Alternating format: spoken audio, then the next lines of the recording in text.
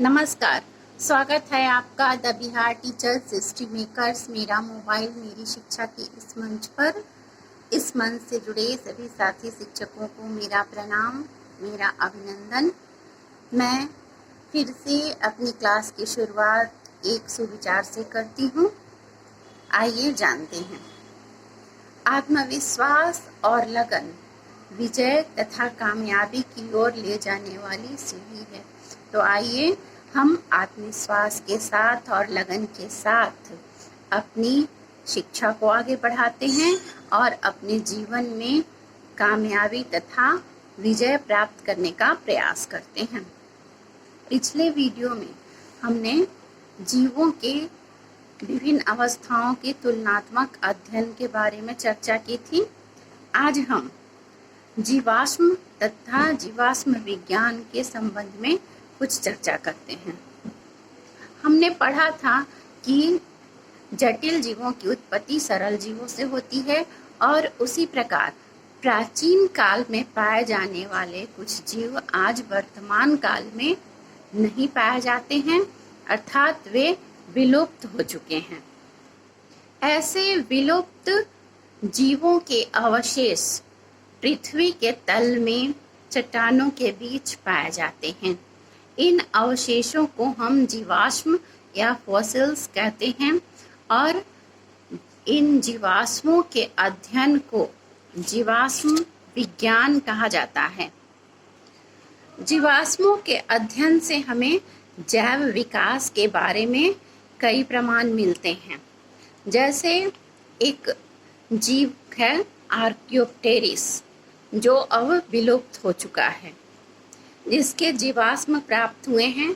इसके जीवाश्म के अध्ययन से यह पता चलता है कि इससे आर्कियोप्टेरिस के जीवाश्म से एविस वर्ग और रेप्टिलिया वर्ग की उत्पत्ति हुई है।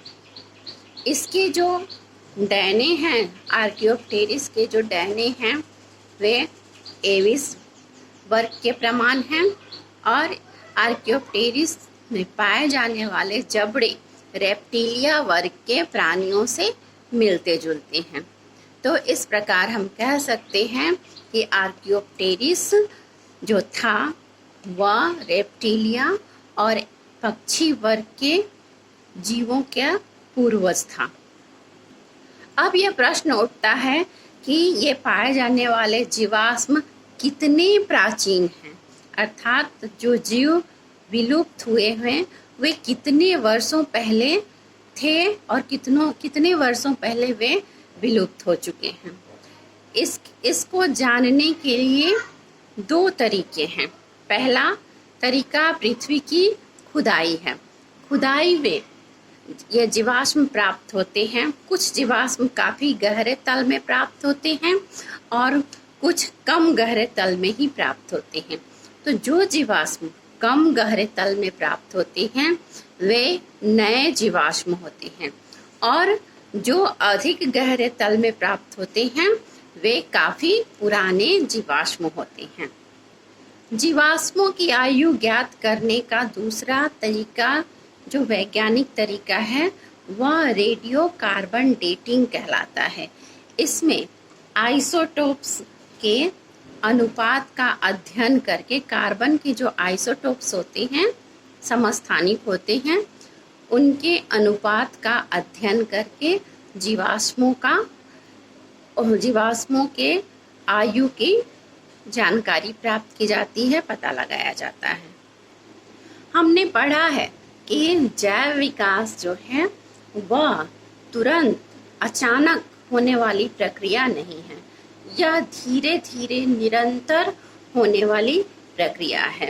अर्थात जीवों का जो विकास होता है वह काफ़ी धीमी गति से और निरंतर परिवर्तन के कारण ही होता है। इन परिवर्तनों में जो परिवर्तन लाभदायक होते हैं पृथ्वी या फिर प्रकृति उनका चयन कर लेती है। लाभदायक परिवर्तनों का चयन हो जाता है, अर्थात जो लाभदायक परिवर्तन होते हैं वो आगे बने रहते हैं, उनकी उत्तरजीविता बनी रहती है, और जो परिवर्तन लाभदायक नहीं होते हैं वे नष्ट हो जाते हैं। अगर हम प्लेटीहेल्मिन्थेस संघ के प्लेनेरिया लार्वा पर विचार करते हैं, प्लेटीहेल्मिन्थेस के प्राणियों का एक लार्वा होता है प्लेनेरिया लार्वा, उस पर विचार करते हैं तो उसमें एक रूडिमेंट्री आई स्पॉट पाया जाता है।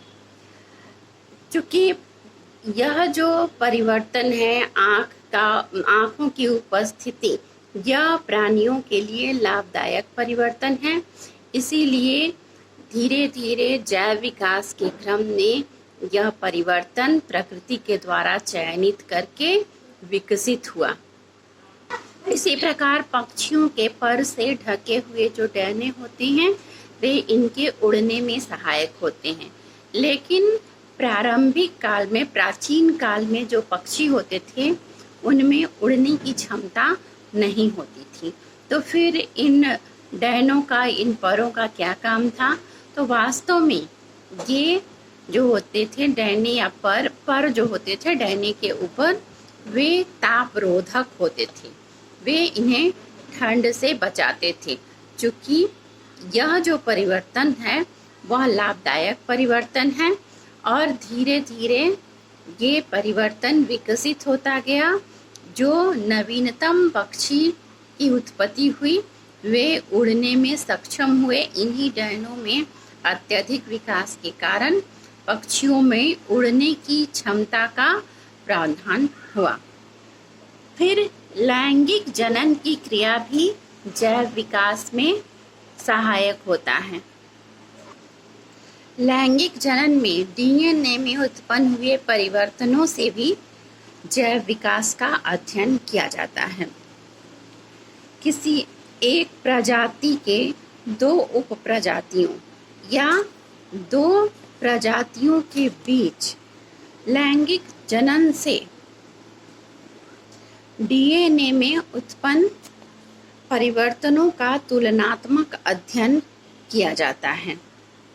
इससे उन उपप्रजातियों या प्रजातियों के उत्पत्ति के समय उनके जनकों में डीएनए में हुए परिवर्तनों का पता चलता है।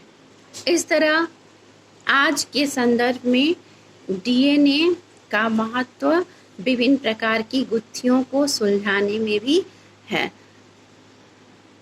आज के लिए बस इतना ही, फिर मिलते हैं अगले वीडियो में। धन्यवाद।